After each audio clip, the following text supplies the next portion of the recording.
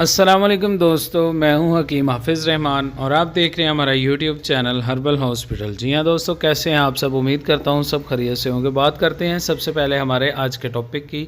जैसा कि आपकी स्क्रीन पर भी आ रहा है दोस्तों, हमारा आज का टॉपिक है जी कब्ज़ का आसान इलाज। जी हाँ दोस्तों, आज की वीडियो में हम बात करेंगे हर किस्म की पुरानी से पुरानी शदीद कब्ज़ का क्या इलाज है, इसके लिए हम कौन सा ऐसा नुस्खा इस्तेमाल कर सकते हैं।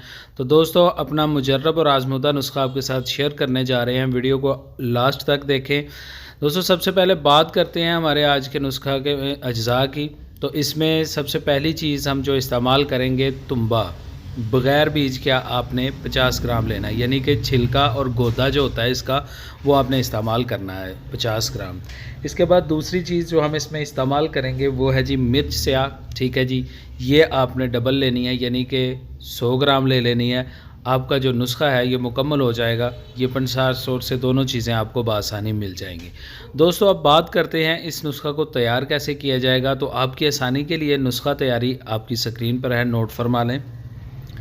दोस्तों, जितनी भी चीज़ें मैंने आपको बताई हैं, तुम्मा और मिर्च स्याह, ये दोनों चीज़ें आपने पंसार सोर से लाकर अच्छे से साफ़ करके इनको ग्राइंडर मशीन में डालकर बिल्कुल पाउडर की तरह बारीक करके इसको आपने छान लेना है और डबिया में महफूज कर लेना है। आपकी मेडिसिन तैयार है। बात करते हैं तरीका इस्तेमाल की।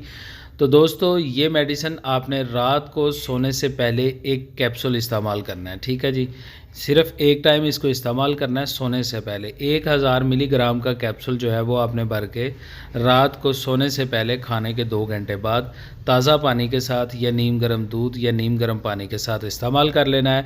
इंशाल्लाह पहली ही खुराक से शदीद कब्ज़ आपकी जो है आपको खुलकर पखाना आएगा और आप रिलैक्स हो जाएंगे। चंद दिन इसको इस्तेमाल करें, इंशाल्लाह मुकम्मल तौर पर आपका मसला